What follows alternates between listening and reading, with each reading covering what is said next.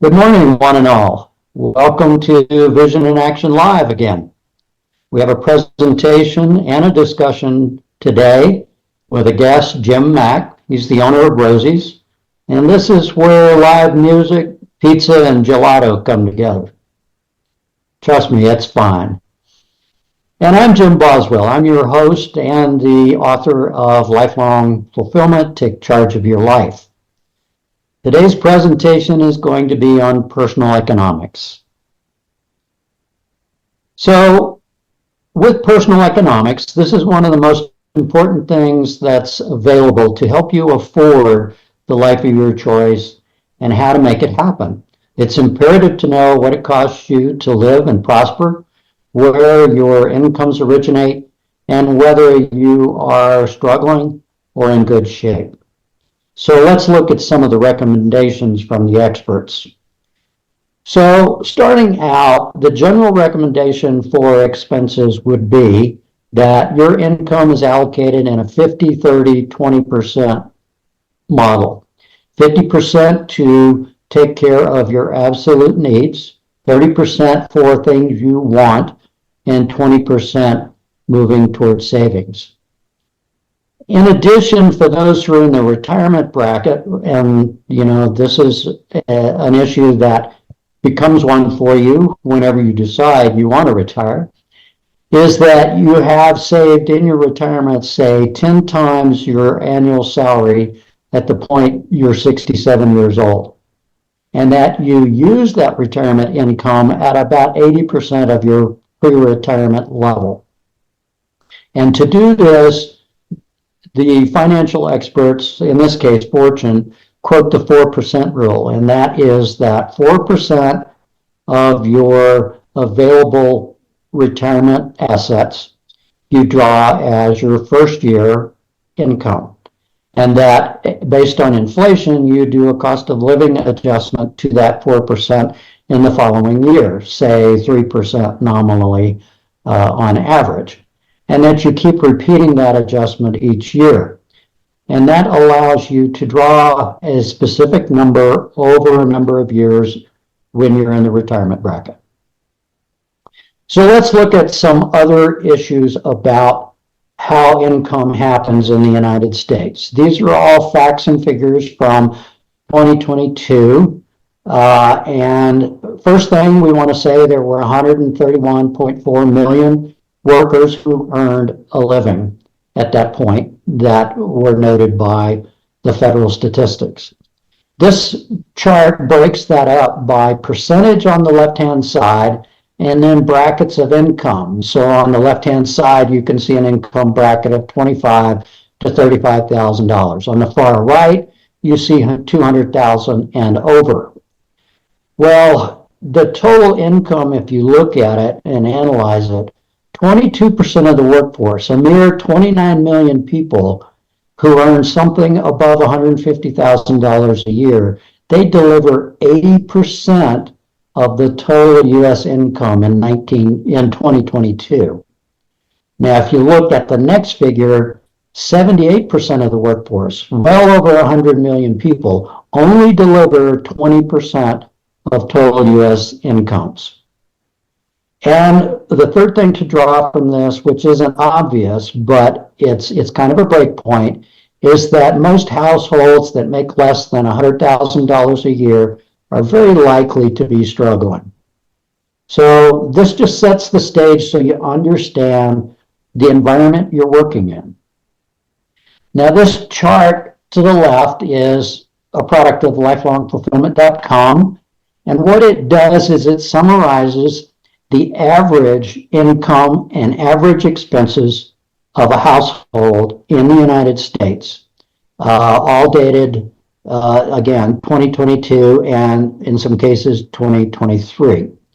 These are Bureau of Labor Statistics and U.S. Census Bureau, so it's public domain data.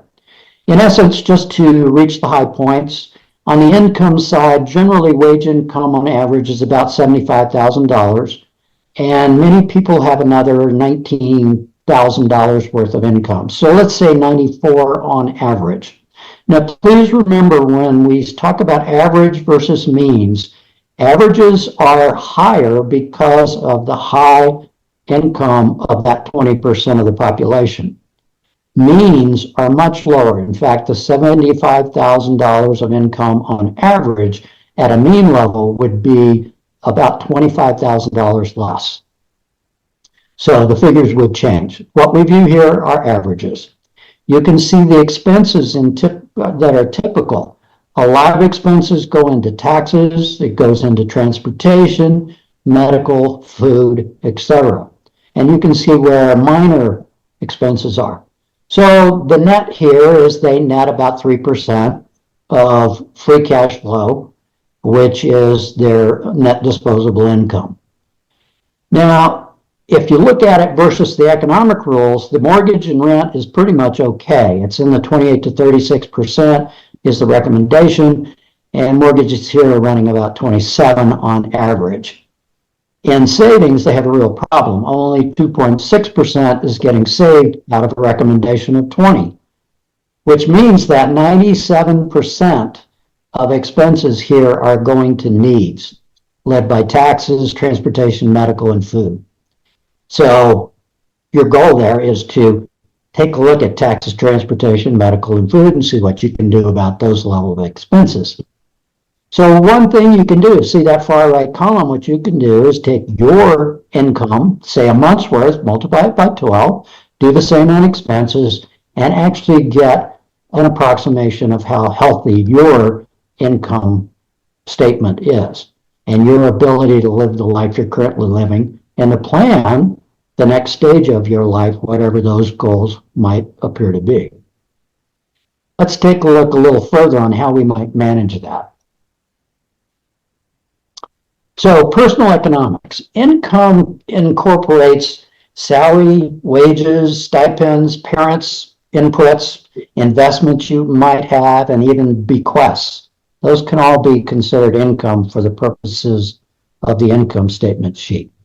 You do not consider employment benefits, sick leave, personal time off, or reimbursed expenses as part of that equation. That's not ready in hand money, and actually that's net worth on a different sheet altogether. Expenses are pretty straightforward. Transportation, utilities, food, housing, clothing, insurance, petty cash, and medical and dental. So how do we look at this? Net income, or another term is disposable income, is your total income minus your total expenses. If you're negative on total expenses, your expenses exceed your income, then you're borrowing against your future, you're borrowing on a card, you're doing something to make that work. And it's a far cry from the recommended expenses, that expense management that you should be following. So if you need to increase your income or decrease your expenses, or maybe even both at the same time, let's look at a couple of ideas that might help. So let's say you don't earn enough. You can sit around and wait for your employer to give you cost of living raises. And they don't typically do it year to year, but every couple of years they're probably adjusted. You could go to your boss and ask for a 10% raise. You could try and amend this by establishing a side hustle, another business to tax your limited time. You could change jobs within your company to one with more responsibilities or managing more people that comes at a higher bump in salary. Or you could consider even leaving the company with the expertise that you've established and looking for something more like a 50% raise. So these are ideas about incremental and more radical approaches to changing your income. So let's say your savings is a little out of line and you're not doing 20%. Well, number one, you have to stop spending as much so that you can invest that more. So there's some hard choices to be made there, and we'll talk about that a little further. You can shuttle increased income into tax-deferred investments, and the more you tax defer, the less you're paying for it right now today. You'll pay for it in retirement when you're in a lower tax bracket. And you want to maximize employer benefits and matching. This is free money, essentially. So you should take advantage of that and be disciplined about it, because when it comes to your net worth and your retirement, it will be there for you. So what about expenses? All of us do it, but how you tackle this is we're going to use the Pareto rule again, and we're going to tackle the largest expenses first to see what can be done to lower our expense levels. Maybe utilities as a high cost can be addressed in some fashion to minimize the amount of utility use we have, and strategies like that. And you work them sequentially. Start at the largest and work downward. And the other thing is cost of living in general. What about a transfer or a new job in a better place, or the most radical of all is immigration? But those things stand the potential for changing your total cost of living. Let's look a little further. So let's sum up at this point. These are just very high-level observations, but they're things that can trigger actions on your part to improve your income and decrease some of your expenses, and to begin planning for your future, wherever that may lead you. Fiscal discipline is absolutely integral to you achieving your goals, whatever they happen to be. The reason we chose an income statement here is it helps focus you so that you can have the help you want and the resources you need to generate to pursue the interests that you want, to have a career that you want to develop, to grow a family, and also to retire in a fashion that you will enjoy. So run your own income statement at your earliest convenience. That's our recommendation. Another thing you might want to do is look at Robert Reich on YouTube. He's really very articulate about employment situation for wage earners. And you can find this set of recommendations under personal finance in newsletter form and everything else you might need at lifelongfulfillment.com. So this is the point in the podcast where we get to share some perspectives with people leading directed lives. I'd like to speak to a book that I just recently had the opportunity to read called The Motivation Myth. Motivation Myth is by Jeff Hayden. Jeff is a columnist and contributor to Inc. magazine. One of the things he brings out amongst his various pieces of advice for living a good life is to foster multiple proficiencies in your life, not just your career, but other things that you like to do, that these can become very important at different phases of your life in terms of earning a living and staying engaged with life and reaching fulfillment. And in that vein, we're now going to speak with our guest today, Jim Mack, owner of Rosey's Pizza. Hi, Jim. Welcome to Vision in Action Live. Hi, Jim. How are you doing? Good to have you. So, Jim, with this book in mind and the idea about multiple proficiencies, maybe you could tell us what it's like from going from a saxophone player to a theater director and on to a restaurateur. This sounds very varied. It is. That's some good perspective to give us. So maybe you could share some of that with us. How did you wind up here? How's it going? Well, I don't think your podcast is really long enough for me to go through all of the steps, because it took me a long time to get here. You know, I'm only 73, but it still took a while to get here. I tried a lot of different things when I was young. I didn't really follow a lot of the guidelines and things that you have in your book, as far as saving for the future and looking towards the future. I was not cognizant of what I should be doing. I was just trying to survive, I guess. But I finally did learn. I got probably when I got into the Navy and then the Army after that, that kind of helped me find a little more direction and to start thinking about the future.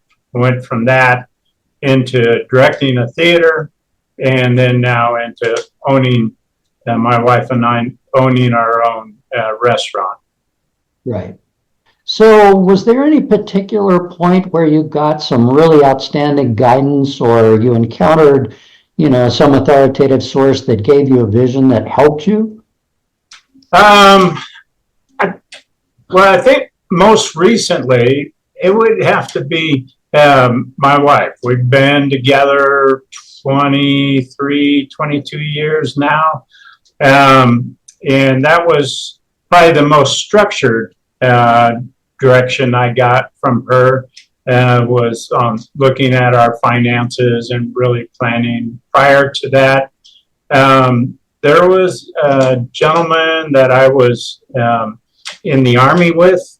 I was playing in Army bands for a lot of years and met him, probably 30, 40 years ago.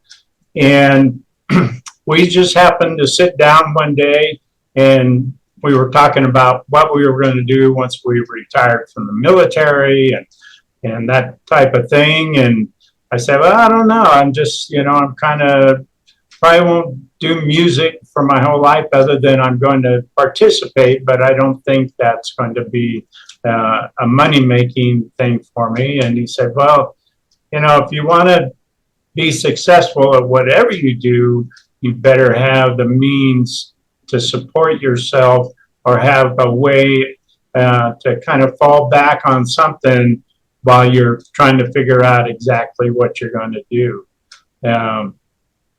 And that really kind of started me thinking about, I have no plan, especially financial, for what I'm going to do in the future. And I need to start giving that a very hard look. Well, thanks. That's a good perspective.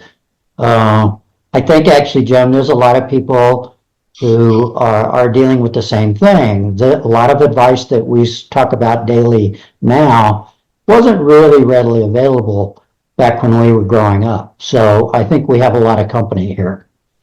One of the things that we find among folks is the question of balance. Many people place family ahead of career, career ahead of family, things like that. I wonder if that's been an issue for you and how you might have managed that.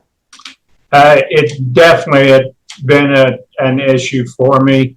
I really did not, especially when I was younger. Like I said, I was trying to survive, and I didn't go out and spend a lot of time. I was working by lesser paying jobs and really struggling to just keep my head afloat. So that was definitely an issue. When I got a little older, especially I got married while I was in the military. We had a couple of kids, and I was gone quite a bit. I was traveling with the bands, and we were out playing a lot. When I was in the Navy, we were even stationed in different locations.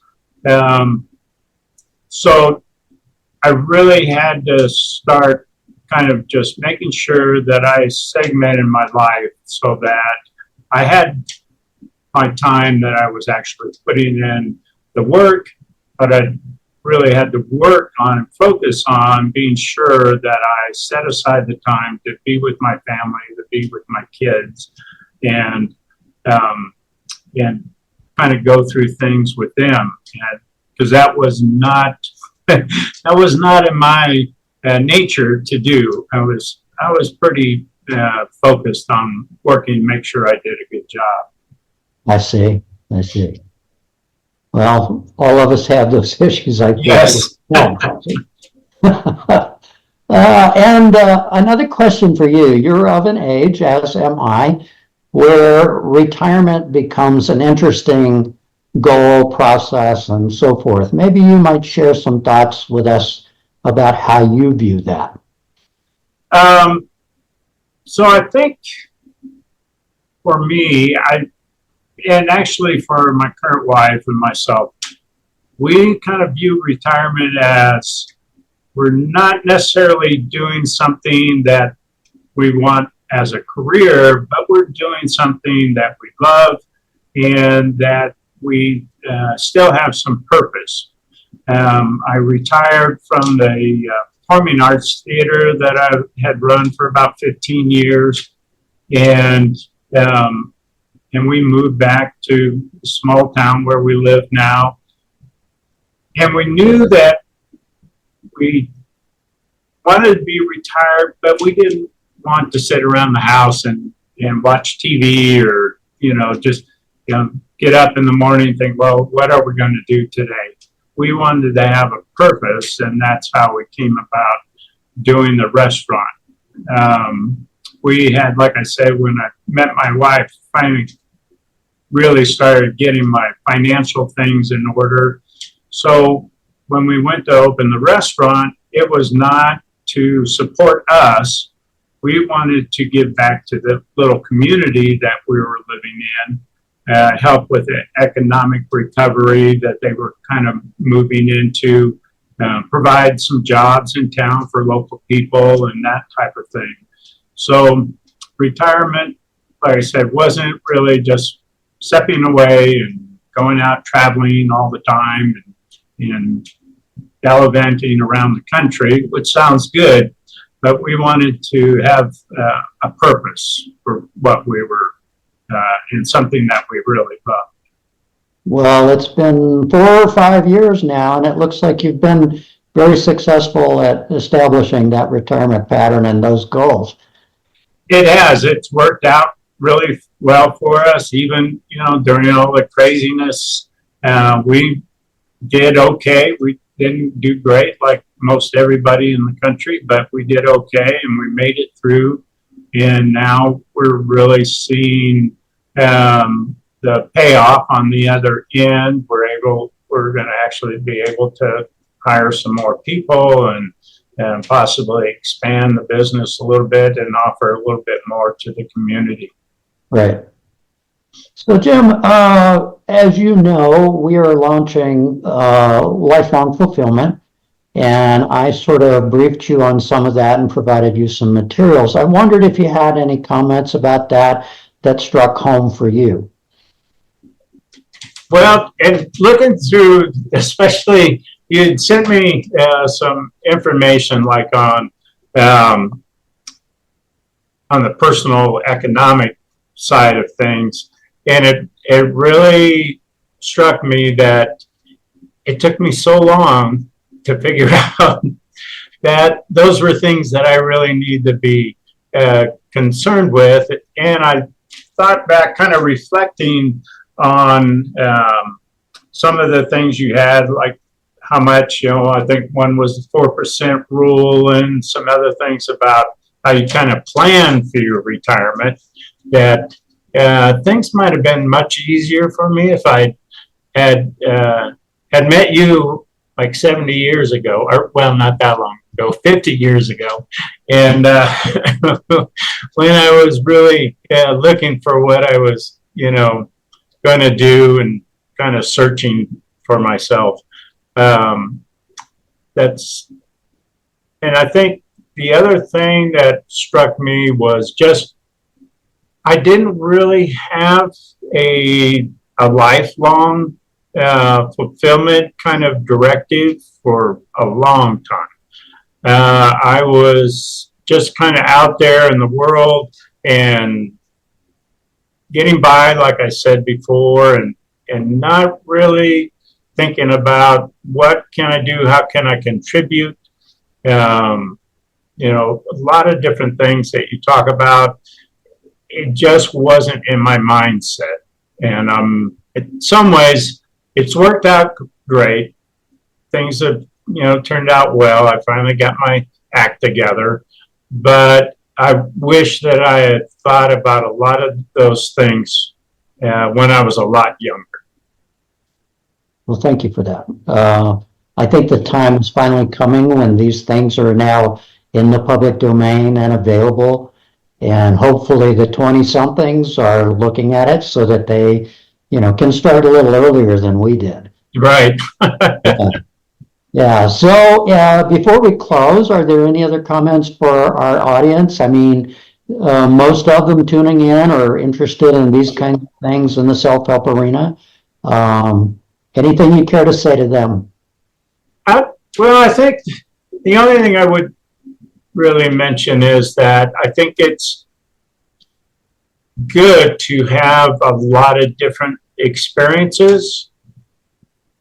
But I think, as I kind of alluded to just a minute ago, if you've got some lifelong goals and you've got some plans in place, it's going to make it a lot easier for you to go through those experiences. I don't think you'll have to struggle as much. I think there's always some struggle that goes along with, especially if you're kind of deciding what it is you really want to do for your career or for your life. But I think if you have some basic groundwork laid out for yourself, it's going to make that whole process a lot easier. Well, thank you, Jim. Thanks so much for joining us at Vision in Action Live today. And we hope your progress continues and you have the rest, the fulfillment under control. Happy days. Thank you. I appreciate you having me on. Great. We'll see you later. All right. Take care. And that's our podcast for today. Thanks so much for joining us at Vision in Action Live.